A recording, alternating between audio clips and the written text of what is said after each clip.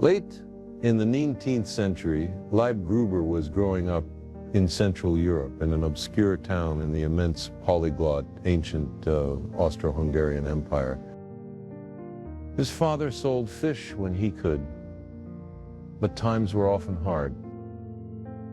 As a young man, the only honest employment Leib could find was carrying people across the nearby river Bug.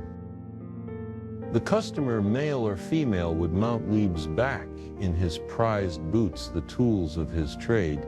He would wade out in a shallow stretch of the river and deliver his passenger to the opposite bank.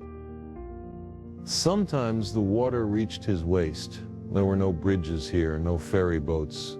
Horses might have served the purpose, but they had other uses. That left Leib and a few other young men like him. They had no other uses. No other work was available. They would lounge about the riverbank calling out their prices, boasting to potential customers about the superiority of their drayage. They hired themselves out like four-footed animals. My grandfather was a beast of burden. I don't think that in all his young manhood, Leib had ventured more than 100 kilometers from his little hometown of Sasso. But then in 1904, he suddenly ran away to the New World to avoid a murder rap, according to one family legend.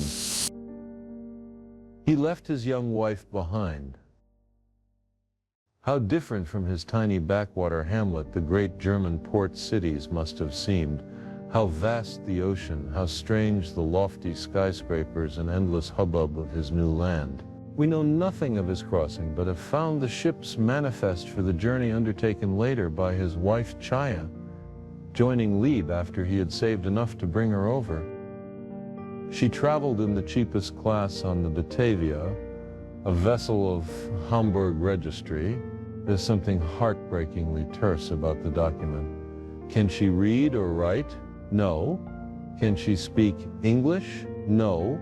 How much money does she have? I can imagine her vulnerability and her shame as she replies, $1. She disembarked in New York, was reunited with Leib, lived just long enough to give birth to my mother and her sister, and then died from complications of childbirth. In those few years in America, her name had sometimes been anglicized to Clara. A quarter century later, my mother named her own firstborn, a son, after the mother she never knew.